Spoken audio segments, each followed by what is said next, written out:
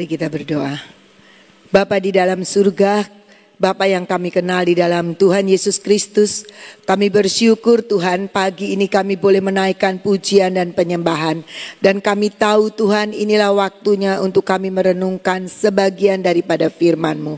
Teduhkan hati kami Tuhan, kuasai pikiran kami. Roh Kudus Engkau sendiri yang mengajar kami, supaya kami mengerti ada pewahyuan, pengertian dan hikmat yang Kau berikan buat kami. Supaya kami selaku anak-anak-Mu terus belajar bertumbuh lewat firman-Mu. Terima kasih Tuhan, berkati setiap kami untuk kami pulang dari tempat ini. Kami membawa sesuatu yang akan menolong kami untuk kami hidup lebih berkenan di hati-Mu. Di dalam nama Tuhan Yesus kami berdoa. Amin. Shalom saudara-saudara yang ada di tempat ini maupun yang mengikuti streaming. Kita bersyukur setiap pagi kita boleh berkesempatan untuk belajar dan merenungkan akan firman Tuhan. Saudara-saudara, saya rindu untuk kita sama-sama merenungkan tentang moment of commitment. Kita belajar beberapa waktu yang lalu tentang komitmen. Dan saya pikir semua sudah tahu tentang komitmen. Moment of commitment itu adalah saat penting seseorang memutuskan untuk mulai mengabdikan dirinya pada suatu tujuan tertentu. Dan ini tujuan tertentu itu tentu yang kita sudah komit, kita sudah janjikan gitu ya. Dengan upaya dan dedikasi untuk mempertahankan komitmen itu. Artinya begini ya, masa dimana saat kita sudah komit terhadap sesuatu ya. Tapi kemudian kita menghadapi dimana kita harus mengerjakan apa yang kita sudah komit itu. Nah seringkali kenyataannya kita tidak memenuhi komitmen kita. Atau mungkin kita udah bosen ya. Sekali, 2 kali, 3 kali dilakukan terjadi kemudian kita ngerasa lah orang lain gak lakukan itu juga gak apa-apa kok. Aku udah terlanjur itu komit tapi gak apa-apalah. Kalau kemudian kita melupakan itu. Nah seringkali waktu-waktu itu yang kita lupa dengan apa yang kita sudah janjikan. Entah itu secara nyata banyak orang tahu atau di dalam hati. Nah seringkali kita tidak berpikir bahwa itu sesuatu yang perlu kita pertahankan. Karena mungkin di sekitar kita bukan orang-orang yang mendukung.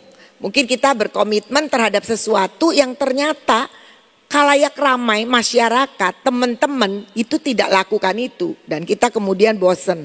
Nah udahlah ganti aja, gak usah kerjain. Nah moment of commitment itu masa titik di mana kita harus mempunyai sebuah pilihan. Untuk kita mengerjakan apa yang sudah kita janjikan atau yang sudah menjadi komitmen kita. Apakah kita akan mundur gitu. Nah saudara-saudara ada banyak hal saya percaya bahwa kita semua secara mungkin tidak terlalu menceritakan bahwa saya punya komit. Tapi seringkali kita gagal untuk memenuhi komitmen itu. Apalagi kalau sudah cerita janji ya. Saya ngelihat begitu banyak orang di sekitar saya. Mungkin juga saya juga pernah lakukan itu. Tapi saya berusaha untuk apa yang sudah saya komitkan, walaupun itu tidak lisan ngomong sama orang, tapi di dalam hati saya lakukan, saya akan belajar untuk melakukannya dengan setia. Nah, walaupun mungkin ya ada ketidaksetiaan sewaktu-waktu, tapi mari kita belajar. Masa-masa kita harus memutuskan membuat sebuah pilihan bahwa ini komitmen saya, jadi saya harus lakukan itu gitu.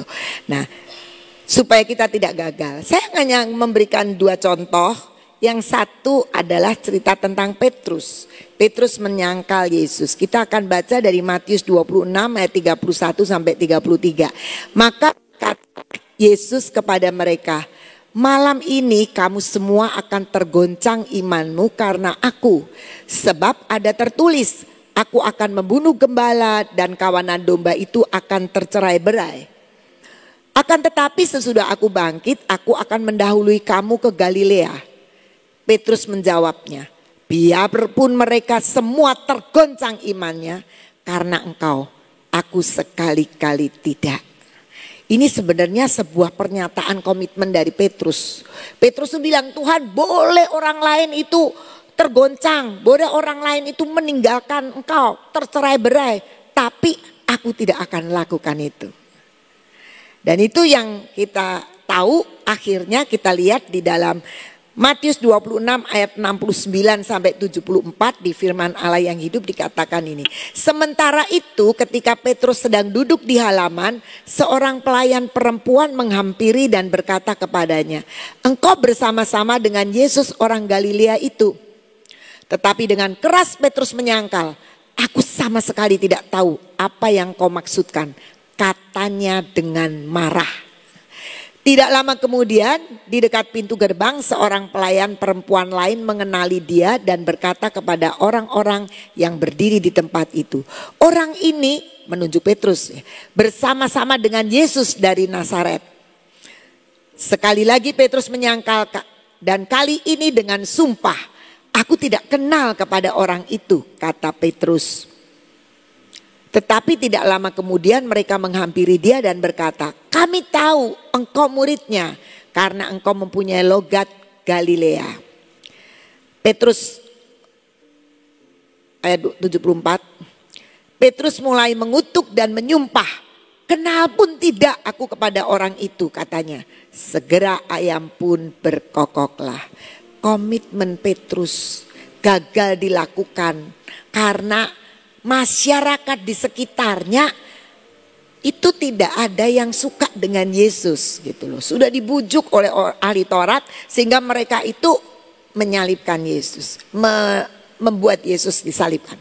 Nah, Petrus waktu itu udah lupa sama komitmennya dan itulah titik saat di mana dia harusnya membuktikan apa yang dia sudah janjikan. Tapi sekali lagi kita tahu ya, Yesus bilang semua akan tercerai-berai, jadi ya memang akan terjadi. Jadi kita bisa melihat di sini Petrus tidak bisa melakukan apa yang sudah menjadi komitmennya karena takut dengan orang-orang yang di sekitarnya. Bahkan dia untuk lakukan itu dia berani bersumpah, dia marah, dia nyatakan aku gak kenal. Sehingga kita bisa tahu dan mengerti semuanya kenal siapa Petrus adalah murid Tuhan Yesus yang pernah menyangkal Tuhan Yesus. Petrus adalah orangnya murid Tuhan Yesus, salah satu murid yang bisa berjalan di atas air, satu-satunya murid yang berjalan di atas. Tapi sekaligus Petrus punya predikat adalah murid Tuhan Yesus yang pernah menyangkal Yesus. Nah, kita tahu sekarang di sini bagaimana saat dan momen komitmen kita itu ditantang untuk kita lakukan dan itulah yang harus kita perhatikan. Supaya kita mengerti dengan pasti bahwa kita adalah orang-orang yang berkomitmen. Dan kita juga tahu kenapa Petrus kok kemudian bisa dengan mudah ketika Tuhan Yesus bilang begitu, oh biarpun semua murid begitu aku sekali-kali tidak akan lakukan itu. Tapi toh ternyata dengan sangat mudah Petrus itu menyangkal. Dengan sangat mudah dia melupakan apa yang dia sudah pernah ucapkan sebagai komitmennya untuk dia mengikut Tuhan. Ya, saya melihat di sini karena Petrus sudah tidak fokus lagi pada tujuan kesetiaannya. Pada waktu Tuhan Yesus cerita bilang nanti itu gembala itu akan ditangkap, nanti murid-muridnya itu akan domba-dombanya tercerai-berai. Oh aku enggak Tuhan, aku mau buktikan bahwa aku adalah orang yang setia. Aku akan buktikan bahwa aku adalah orang yang mengabdi kepadamu. Aku akan buktikan kualitasku. Itu ceritanya melatar belakangi apa yang diucapkan. Aku sekali-kali tidak. Tapi kenapa kok Petrus tidak bisa lakukan itu? Karena dia sudah tidak fokus lagi pada tujuan kesetiaannya. Dia kan cerita sama Tuhan itu mau ngomong ke Tuhan, orang lain ninggalin kamu, tercerai-berai, tapi aku mau tetap setia sama kamu. Dan kenyataannya ketakutannya melebihi daripada keinginannya untuk setia. Kenapa? Udah gak dipikir lagi, gak usah setia-setiaan. Kenapa? Menakutkan orang di sekitar saya ini. Semua orang bilang salibkan dia, salibkan dia. Masa aku mau berbeda sendiri? Nanti aku bisa dirajah, aku bisa dipukulin. Dan itu itu yang membuat dia menjadi tidak setia. Ada banyak kita juga begitu, nggak bisa komit dengan apa yang sudah kita janjikan. Saya nggak kasih contoh yang jauh-jauh ya, saya kasih contoh aja di GK ya. Yang tercatat jadi anggota GK itu banyak. Tapi nanti kalau lagi musimnya kita butuh itu, ada waktu ya datang, nggak ada waktu ya nggak tahulah. Saya tidak memaksakan karena di GK memang bukan sebuah karyawan. Saya nggak bisa paksa-paksain. Tapi ada orang-orang yang komit, yang sudah komit. Dia selalu datang, bahkan sebelum saya itu suka terlambat ngumumin ya. Terlambat ngumumin, oh kumpul apa kalau gitu ya. Saya tuh suka mepet-mepet gitu. Mereka udah tanya, kapan nih GK mulai ngerjain? Kapan nih gitu, dan selalu begitu. Itu orang-orang yang komit. Mungkin dia akan ngatur waktunya supaya dia bisa lakukan. Nah, banyak di antara kita seperti itu. Dulu pada waktu sekolah mau dibuat, Ibu Nani mengumumkan di sini, siapa itu berbarengan dengan rumah singgah. Berbarengan dengan rumah singgah. Siapa yang mau jadi pengurus sekolah dan siapa mau jadi pengurus rumah singgah. Saya iri loh sebetulnya. Gak ada yang lamar jadi pengurus sekolah. Kayaknya menakutkan sekali kalau pengurus sekolah itu mesti kriterianya seperti apa. Gak ada. Tapi yang rumah singgah banyak sekali. Lah kok semua kok milihnya kok rumah singgah ya. Gak ada yang ngurusin sekolah. Makanya anggota pertama dari pengurus sekolah adalah suami saya sendiri. Saya bilang bantuin saya jadi pengurus sekolah. Ya sudah gitu.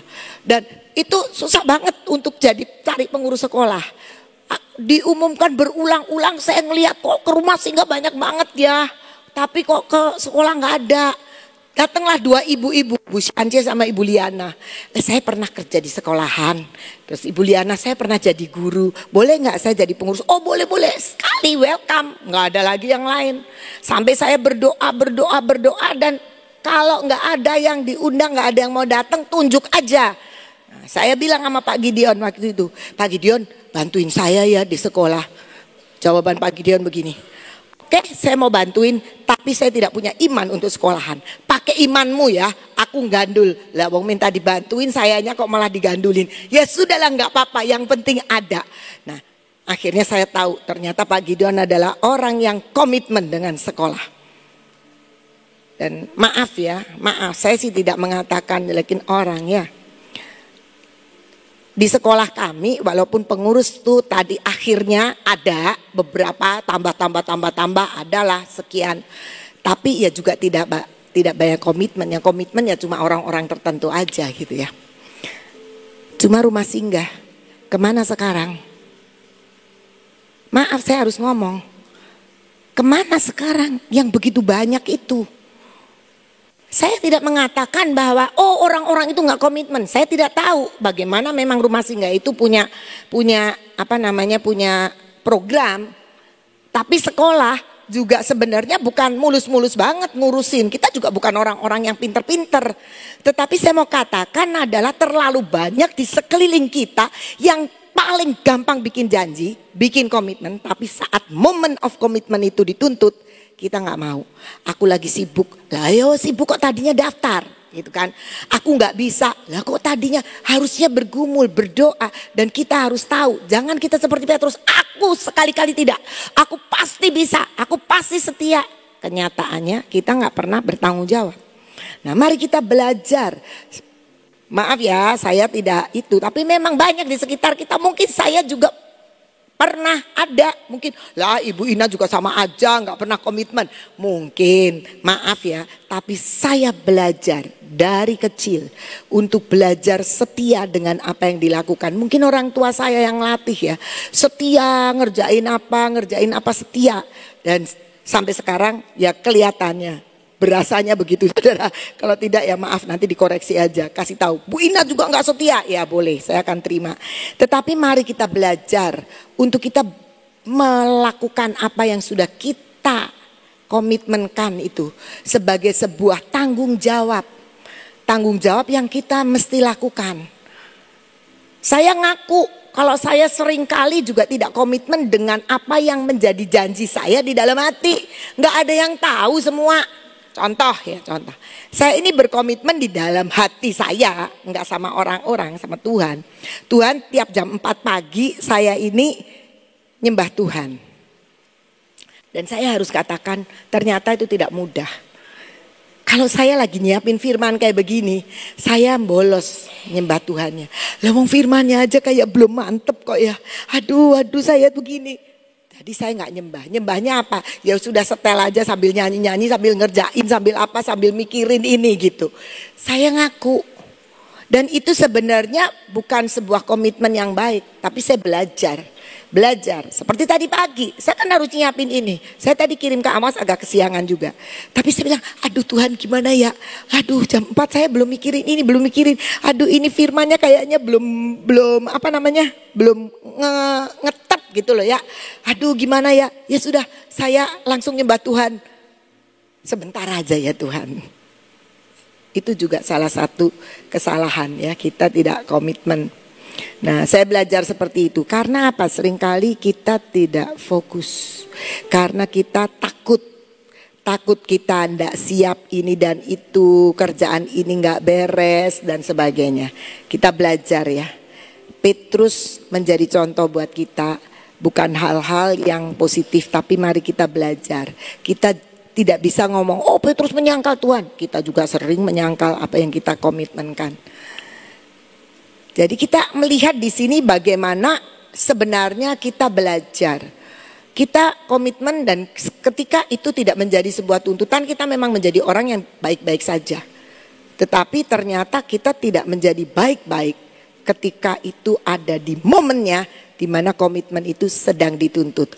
Walaupun mungkin kita akan ngomong begini, nggak ada yang nuntut, wong saya janji juga janji sendiri kok. Ya, tapi itu adalah tuntutan ya antara kita dengan Tuhan. Nah, kita akan belajar dengan komitmennya Yesus. Waduh, Yesus sih sempurna. Iya, tapi kita belajar lewat semua ketaatan Yesus. Kita lihat di dalam Matius 26 ayat 53 sampai 54 firman Allah yang hidup. Tidakkah engkau tahu bahwa aku Yesus dapat meminta bantuan dari Bapakku dan ia akan segera mengirimkan lebih dari 12 pasukan malaikat. Namun jika aku berbuat demikian, bagaimana mungkin ayat kitab suci yang melukiskan kejadian saat ini akan dapat digenapi. Ketika Yesus itu sudah mulai menghadapi salib, Tuhan itu bilang, aku ini sebenarnya punya akses untuk minta tolong sama Bapa. Aku ini punya kesempatan dan aku ini punya kuasa, bilang aja sama Bapa, Bapak kirimin pasukan malaikat. Dan pasti Tuhan itu akan terjadi. Tetapi Tuhan bilang, kalau aku lakukan itu, bagaimana mungkin apa yang Tuhan rencanakan, yang Bapa rencanakan itu digenapi. Dan tidak mungkin kita diselamatkan hari ini. Dan itu yang sebenarnya komitmen yang harus kita miliki. Walaupun kita bisa mengingkari komitmen kita. Dan kita bisa untuk tidak memenuhi apa yang pernah kita janjikan. Tetapi kalau itu menjadikan gagal rencana Tuhan dalam hidup kita, yaitu kesetiaan kita, ketaatan kita. Enggak kok, enggak gagal, aku tetap kok bisa lakukan. Tapi kegagalannya adalah kita tidak setia dan kita tidak taat dengan apa yang sebenarnya kita sudah janjikan di depan Tuhan. Yesus itu punya akses untuk dia luput dari salib. Tapi dia bilang begini, kalau aku lakukan itu, maka rencana Bapa terkendala. Tuhan punya rencana atas kita baik semua. Membawa kita dalam sebuah pribadi yang berkarakter Kristus. Yang kita di mana kita adalah orang-orang yang setia, orang-orang yang taat, orang-orang yang punya penundukan diri, orang-orang yang penuh dengan kasih, orang yang penuh dengan segala macam yang ada di dalam Kristus. Tuhan inginkan itu ada dalam kita. Salah satunya adalah bagaimana kita setia dengan apa yang sudah kita komitmenkan. Saya percaya bukan cuma di rumah singgah, bukan cuma di sekolah, tapi juga masuk di divisi asyir, masuk di mana kalau lagi pembukaan, banyak sekali. Tapi nanti tiba-tiba ngelotok sendiri gitu. Mari kita belajar jadi orang-orang, oh sepertinya nggak apa-apa kok, nggak ada efek jeleknya kok saya kalau tidak komitmen. Itu berasanya saudara. Tapi saya merasakan sekali, sangat merasakan. Ketika nggak ada yang tahu, saya nggak nyembah. Itu ada sesuatu yang kemudian saya merasakan, aduh Tuhan, gimana ya kok kayaknya terhubung dengan Tuhan, pujian terhubung itu agak berbeda. Tapi ketika saya lakukan itu, saya mengalami hal-hal yang mungkin hanya pribadi saya yang tahu dengan Tuhan. Dan kalau kita lakukan, maka pasti kita sendiri dengan Tuhan yang kita tahu apa yang terjadi. Tuhan kita bukan Tuhan yang galak loh. Kamu janji jam 4 kan? Jadi kalau jam 4 awas ya. Kalau kamu gak nemuin aku jam 4 awas. Enggak. Saya belajar dari mana? Sekian waktu yang lalu saya pernah dapat firman waktu berdoa dengan Ibu Nani. Kamu bangun jam sekian untuk Tuhan mengajari kamu. Nah, satu hari saya mendampingi Ibu Nani pelayanan. Pelayanan yang kalau saya tahu kalau mendampingi Ibu Nani itu bukan pelayanan yang enteng loh, enak loh. Kadang-kadang sampai malam dan kita harus tidur. Nah, satu hari saya tuh suka begini. Emang saya tuh agak sedikit nakal, tapi waktu saya masih lebih muda ya dari sekarang. Saya suka begini. Kan saya tahu Ibu Nani juga pasti dibangunin Tuhan malam kan. Jadi kalau saya sudah lonjor saya bilang gini ke Ibu Nani, nanti kalau bangun saya juga dibangunin ya. Gitu. Kurang ajar ya. Saya yang mendampingi Ibu Nani tapi saya suka minta tolong begitu. Nah, satu hari saya bangun tuh kesiangan. Kesiangan saya kaget, loh kok saya tidak dibangunin, harusnya saya dibangunin kan sudah pesen kalau mau tidur gitu. Tapi Ibu Nani bilang begini, kamu tadi gak tak bangunin karena Tuhan bilang udah gak usah dibangunin karena dia terlalu lelah. Ketika itu omongan bukan menjadikan saya, oh saya seneng gitu. Ya senang sih, memang lelah. Tetapi yang saya lihat adalah Tuhan itu sangat-sangat baik. Dia bukan seorang hakim yang kalau kamu nggak lakukan gini janjinya saya hukum kamu. Kalau kamu begini, enggak. Tuhan itu sangat-sangat baik.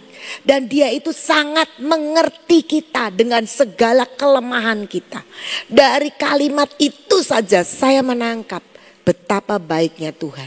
Jadi kalau kita buat komitmen sama Tuhan, jangan takut kalau kita nanti menjadi orang yang terjerat dengan sebuah ikatan dengan Tuhan yang akan membelenggu kita dan menjadikan kita tuh sengsara. Tidak sama sekali. Saya tahu bahwa kalau kita berani berkomitmen terhadap Tuhan, itu Tuhan itu sangat mengerti dan dia akan menilai dengan satu added value ya terhadap diri kita. Dia bukan Allah yang otoriter. Dia punya kedaulatan penuh memang iya. Tapi dia bukan otoriter. Harus begini. Tanpa tanpa mau ngerti kita. Dia sangat mengerti. Banyak orang sering takut janji sama Tuhan. Padahal kok janji sama Tuhan, kalau itu memang ada di dalam rencana Tuhan, pasti dia akan menolong kita menjadi orang yang dimampukan untuk memenuhi setiap komitmen kita. Gak usah takut. Saya percaya saudara-saudara, di antara kita pasti ada tuntutan-tuntutan untuk kita berkomitmen. Tapi saya yakin Tuhan tidak ingin menyengsarakan kita. Tapi dia ingin melatih kita untuk kita menjadi orang-orang yang melihat hal-hal yang Tuhan ingin kerjakan. Kita sekarang di sini ini kalau saya melihat ya, ada orang-orang yang memang tanpa disuruh kan. Bapak Ibu di sini kan punya komitmen sendiri untuk ikut PW. Nggak ada. Ibu Nani bilang kamu harus PW ya. Tiap pagi harus PW ya. Nggak ada. Dan kita punya tempat duduk masing-masing juga nggak ada yang bilang kamu duduk di situ, nggak ada. Tiang itu Pak Cece ada di situ. Kecuali lagi ada event-event diperebutkan sama orang luar kota ya. Sama, saya juga singgasananya sudah tertentu. Semua dicari itu gampang. Apakah karena kita itu dituntut? Enggak. Tapi kita itu tanpa sadar kita belajar untuk berkomitmen dengan Tuhan. Dan akan terbukti setia itu bukan karena dilihat orang, tapi karena apa yang sedang dilakukan di depan Tuhan dan Tuhan sendiri. Yang akan bilang, hambaku yang baik dan setia, bukan temennya yang ngomong. Tapi mari kita belajar, ada moment of commitment, ada masa dan saat di mana komitmen itu harus menjadi sebuah bukti hubungan antara kita dengan Tuhan. Tuhan itu enggak pernah enggak pernah memberikan kepada kita beban di luar kemampuan kita atau beban yang akan menyengsarakan kita, enggak. Tapi ketika kita bisa melakukannya, mari lakukan kita semua dengan sukacita. Saya memberi contoh bukan karena saya lebih baik ya, cuma saya belajar untuk setia. Saya tidak tahu enggak ada yang nunjuk saya untuk ngisi humidifier, itu sepele. Saya nggak ngerti siapa yang nunjuk kok tiba-tiba saya terus yang tiap pagi ya dari sejak pandemi. Nggak ada yang nunjuk, Ibu Nani juga nggak nunjuk, nggak minta. Tiba-tiba itu saya lakukan dari sejak kita di pandemi kan kita PW-nya di sini ditutup di upper room. Nggak tahu gitu, terus minyak itu karena minyaknya suka ditaruh-taruh. Dan kalau saya datang pagi minyaknya ada di mana, oilnya itu nggak di mana nggak jelas. Jadi saya itu orangnya suka gemes gitu. Aduh, sekali ini ditaruh di sini, besok taruh di sini. Udahlah kantongin aja sama saya, masukin ke dompet. Jadilah saya menjadi orang pemegang humidifier. Tapi saya itu ada hari-hari tertentu di mana saya harus devotion di sekolahan. Dan 6:30 persis harus sudah mulai devotion di sekolahan. Artinya kalau saya datang biasanya saya 6:30, 6:30 kurang 5 nyampe sini ngisi humidifier. Saya nggak keburu. Jadi untuk hari-hari tertentu saya harus lebih pagi berangkatnya dari rumah. Untuk apa? Lari-lari ngisi humidifier. Udah itu jalan lari lagi ke terbang 1. Kalau terbang 2 mah deket ya. Ke terbang 1 gitu. Siapa yang nyuruh? Gak ada. Kenapa saya lakukan? Ya seneng aja saya lakukan sebagai sebuah komitmen tanpa perjanjian yang jelas. Gitu. Apakah itu kemudian mengikat saya untuk saya tidak bisa kemana-mana? Enggak juga. Kalau saya lagi satu ketika ke Jakarta, ya saya bilang, Lan, tolong kamu yang ngisi. Terkadang juga saya datangnya kesiangan. Saya kalau datang jam 6:30 kurang 5 menit, saya parkir mobil, saya udah gak keburu naik ke atas ngisi dan sebagainya. Saya titip aja sama Komeng, Meng ini titip, kasihkan Ibu Guatlan, suruh dia yang ngisi. Saya langsung lari ke terbang 1. Enggak kok, enggak tersiksa. Saya tahu. Bapak Ibu gak ada yang tahu kan itu siapa yang ngisi? Enggak perlu tahu. Tapi ini cuma saya kasih contoh aja.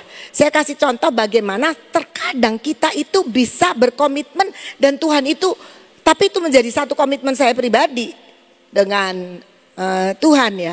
Tapi itu tidak menyiksa kita. Tuhan itu sangat ngerti gitu. Dan jangan menjadi orang yang kita tidak berani komitmen. Padahal kita sebenarnya orang-orang yang sering membuat komitmen. Bapak Ibu menikah, itu kan punya komitmen. Ya berani janji kan. Jadi kita berani janji menikah. Apakah suami atau istri kita itu bisa pasti membahagiakan kita? Enggak. Waktu saya menikah dengan suami saya dibawa ke Cirebon. Apakah suami saya bilang, jamin di Cirebon pasti enak. Saya justru berpikir, aduh di Cirebon saya kayak apa ya. Kota kecil, saya mau ngapain, saya tinggalkan pekerjaan dan sebagainya. Teman saya aja ngomong, bos saya aja waktu saya pindah ngomong begini, kamu sekolah tinggi-tinggi akhirnya baliknya ke desa. Gitu. Tapi saya bersyukur, satu hari saya punya teman, persekutuan dulu di kampus, dia datang ke saya, dia mau bilang sama saya, mau ninjau saya, betapa iman saya ini pasti luntur nih di Cirebon. Wah di sana kan persekutuan kampus, persekutuan gereja, itu kan hebat gitu loh perasaan. Dia datang, Waktu ngobrol sama saya dan suami saya, tiba-tiba dia bilang gini, kayaknya lebih bahagia kamu ya di sini tuh. Kamu imanmu itu bisa lebih bertumbuh, ternyata lebih gampang ketemu. Kalau di sana susah kalau sudah kerja. Dan mereka mau bikin persekutuan, ketemu jam 8 aja nggak bisa terjadi. Karena pulang kantor sampai rumah aja udah jam 8 setengah 9. Mari kita belajar ngikuti Tuhan kita dan jangan takut dengan apa yang harus kita lakukan dengan komitmen. Nah, saya ingin untuk kita belajar kunci untuk kita bisa berkomitmen dengan Tuhan. Filipi 2 ayat 5 sampai 11. Aku mengucap syukur kepada Allahku karena persekutuanmu dalam berita Injil. Ini terjemahan apa ya? Yang biasa aja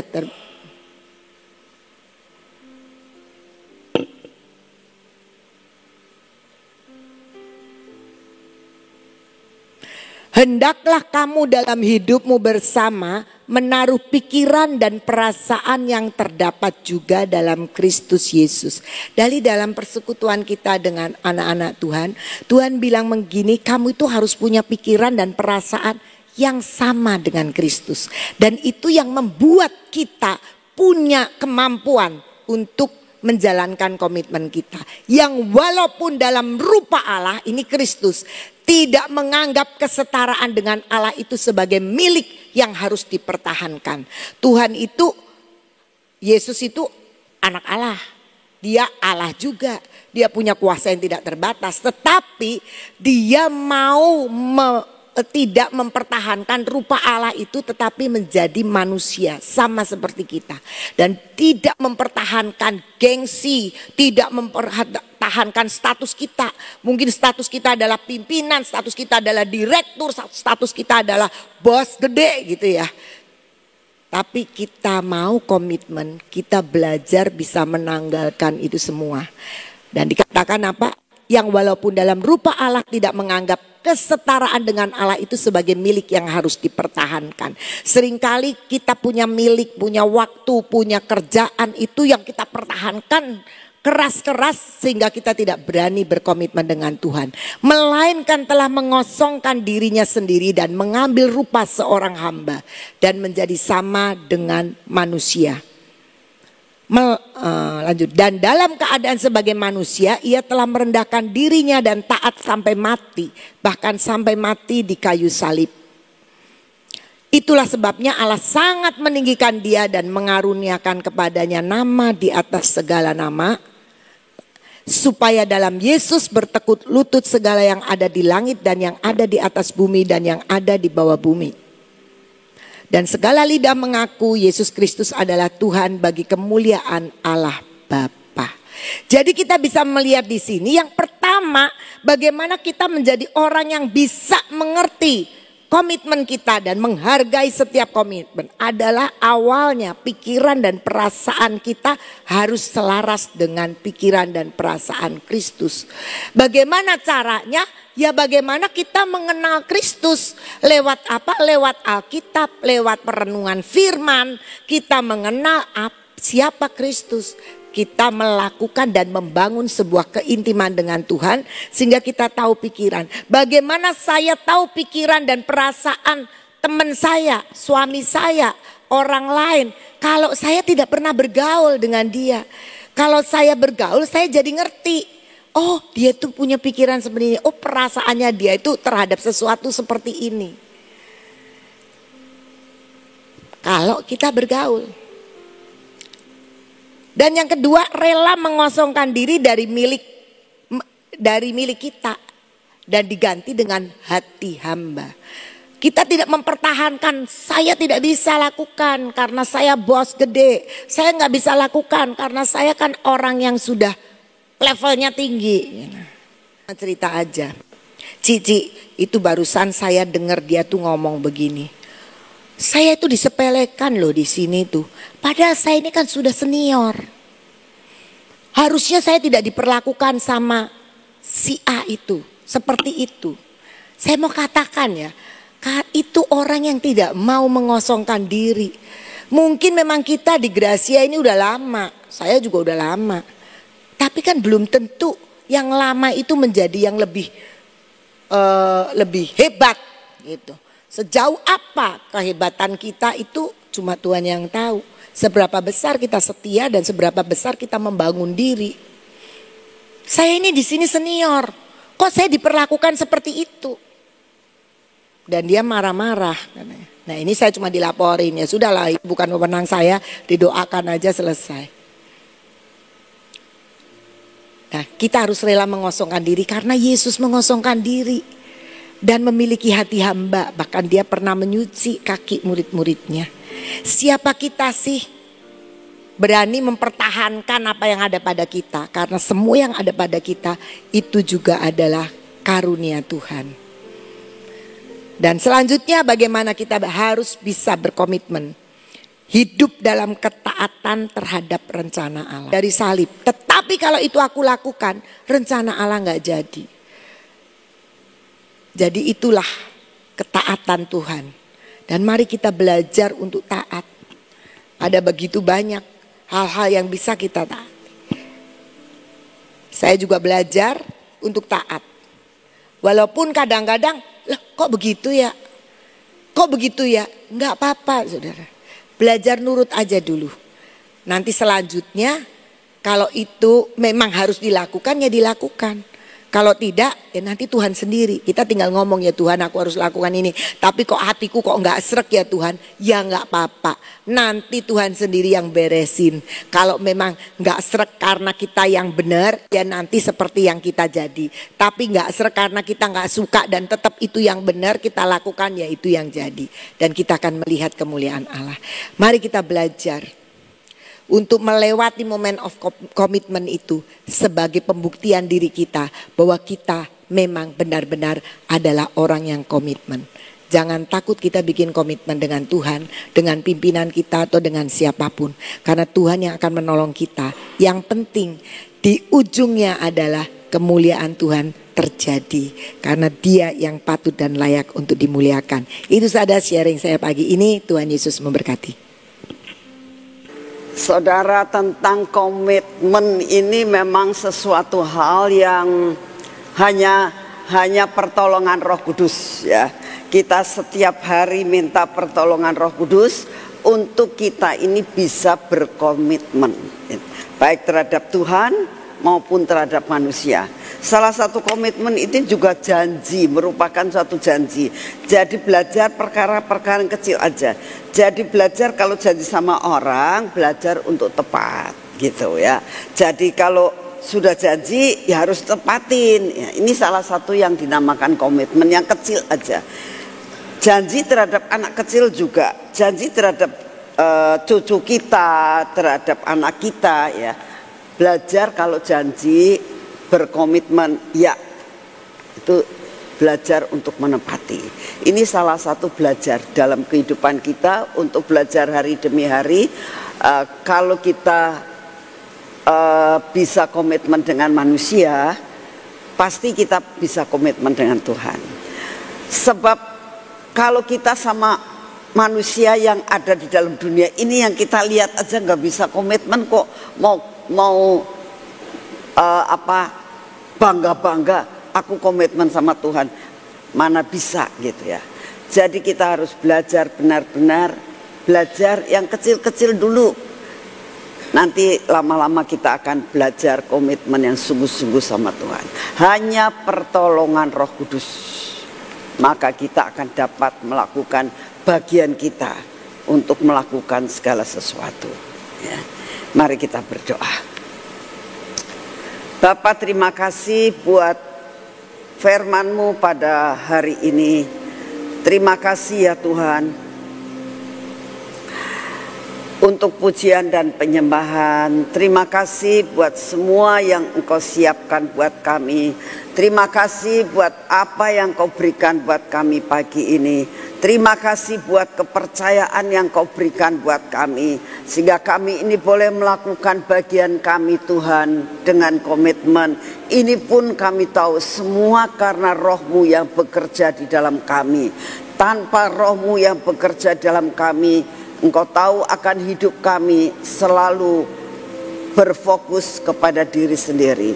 Oleh karena itu ya Tuhan, ajar kami untuk bisa mengerti apa arti komitmen yang sebenarnya yang Engkau mau atas hidup kami, dan berikan kepada kami kuasa Roh Kudus yang membantu kami, menolong kami untuk menjadi pelaku daripada apa yang sudah merupakan kerinduan-Mu kami lakukan dalam dunia ini. Terima kasih untuk kasih setiamu Bapa. Saat ini kami datang di hadapan-Mu ya Tuhan. Kami tetap berdoa saat ini Tuhan untuk keadaan bangsa dan negara kami.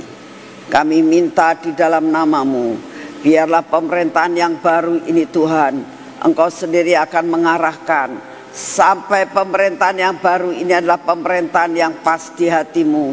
Engkau buat unity antara Bapak Presiden dan Wakil Presiden, untuk mereka boleh berkomitmen dengan Engkau Tuhan, untuk benar-benar hidup mereka adalah untuk memajukan rakyat Indonesia, demi untuk rakyat Indonesia. Bapa, kami serahkan akan semua dan semuanya ke dalam tangan-Mu, kabinet yang baru dan semua menteri-menteri serta semua departemen-departemen yang sudah ditunjuk, kami persembahkan semua kepada-Mu. Kami tetap berdoa buat Pilkada Tuhan, mohon anugerah-Mu. Biarlah hari-hari ini Engkau sendiri akan menentukan siapa-siapa yang harus menjadi kepala daerah masing-masing Tuhan. Kami juga berdoa untuk Pilkada di kota ini. Engkau pilihkan seorang pemimpin yang berkenan di hati-Mu, pemimpin yang punya hikmat yang daripada-Mu, pemimpin yang memajukan akan kota ini Tuhan. Kami sungguh rindu kota ini menjadi kota yang hidup, kota ini menjadi kota yang semarak, kota ini yang menjadi kota yang terang, tidak ada kegelapan di kota kami. Terima kasih untuk semuanya. Bapa, kami berdoa saat ini juga Tuhan, biarlah Engkau yang akan mengatur keadaan cuaca saat ini ya Tuhan. Kau berikan kepada kami saat ini cuaca yang sangat baik. Biarlah kami tetap berdoa Tuhan, ini doa kami. Biarlah apa yang bakal terjadi di Megatrust ini, kami minta biarlah jangan terjadi pada tahun ini ya Tuhan. Biarlah tahun ini kami akhiri bersama dengan Engkau seluruh janji-janji-Mu untuk tahun ini. Deklarasi kami tahun ini, kami dapat mengakhiri tahun ini seperti yang Engkau janjikan, bahwa financial freedom, demikian juga Tuhan akan breakthrough terjadi atas hidup kami. Perjanjian garam, perjanjian darah, air hidup akan terus menjadi milik kami Tuhan sampai akhir tahun ini. Kami berdoa saat ini Tuhan, biarlah penggenapan demi penggenapan semua janji-Mu atas kami menjadi kenyataan. Kami percaya Tuhan, perkara-perkara yang belum terbuka, Tuhan kami minta bahwa sampai dengan akhir tahun ini Tuhan, semuanya pintu-pintu terbuka dalam nama-Mu Tuhan Yesus. Dan semua masalah-masalah dalam keluarga kami masing-masing, Engkau sendiri yang akan mengambil alih, dan Engkaulah yang akan membuat semuanya menjadi baik dan terbuka. Doa kami semua terjawab Tuhan pada akhir tahun ini, sehingga kami akan menghadapi tahun depan ini Tuhan, masuk dalam masa masuk Kanaan, menikmati susu dan madu. Kami minta di dalam nama-Mu, Engkau akan membuat kami sebagai anak-anak-Mu yang dibedakan Tuhan. Kami tinggal di Goshen, kami tinggal di daerah pernaungan-Mu Tuhan, perlindungan-Mu Tuhan. Inilah doa yang kami naikkan di hadapan-Mu. Terima kasih untuk semuanya. Dan saat ini juga kami minta di dalam nama-Mu kekuatan jasmani dan rohani kami. Berikan kepada kami daya tahan tubuh Tuhan. Dengan keadaan perubahan-perubahan cuaca, kami percaya kekuatan kesehatan Kau beri buat kami. Engkau akan memberikan perkara yang lebih mengenai kekuatan dan kesehatan kami. Kami percaya, kami terima di dalam nama Tuhan Yesus. Terima kasih untuk kasih setiamu. Bapa, kami percaya dan yakin bahwa Engkau sangat mengasihakan kami. Kami menyerahkan semua dan semuanya ke dalam tangan-Mu. Kami terima daya tahan tubuh yang baru hari ini. Dalam nama Tuhan Yesus. Terima kasih untuk semua. Terima kasih Tuhan. Terima kasih. Mari kita masuk dalam pengurapan.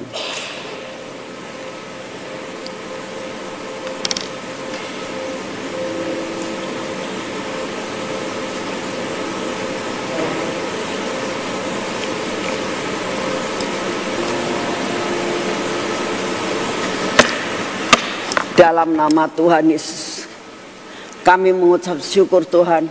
Setiap hari mata kami melihat keajaiban-Mu. Setiap hari kami begitu memakai akan minyak ini, kami tahu ini keajaiban-Mu. Ini supranatural. Karena sesuatu yang tidak ada menjadi ada. Dan mata kami melihat bahwa ini minyak yang ada pada hidup kami ini adalah berasal dari surga. Kami yakin Tuhan, karena sesuatu keajaiban terjadi dan kami melihat, buat iman kami tumbuh bahwa inilah kemujizatan yang kami boleh nikmati.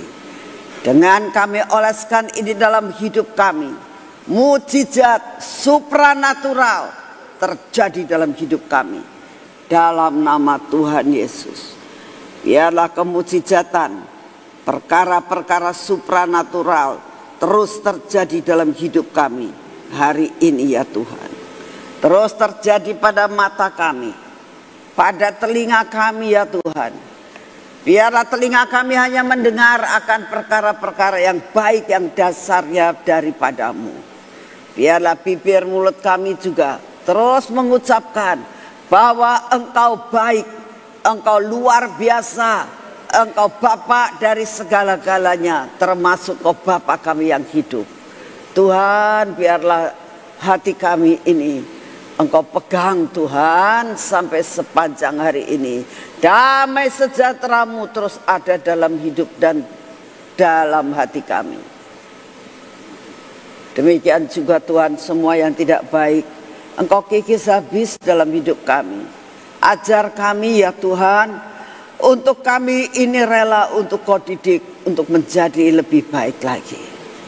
Dalam nama Tuhan Yesus. Ini minyak supranatural Tuhan. Kami oleskan pada tangan kami Tuhan. Biarlah apa yang kami kerjakan, kami akan mengerjakannya. Dan supranatural menjadi milik kami. Kami juga menyerahkan kaki kami. Biarlah kaki kami berjalan dalam kehidupan kami. Hidup dalam kemujizatan. Perjalanan kami hari ini selalu diliputi oleh kemujizatan yang daripada-Mu. Terima kasih Bapa, terima kasih Tuhan Yesus, terima kasih Tuhan Roh Kudus. Kami jalan bersama-Mu Tuhan hari ini. Dan kami akan mengalami perkara-perkara yang ajaib. Dalam nama Tuhan Yesus. Amin. Tuhan memberkati saudara semuanya. Selamat pagi.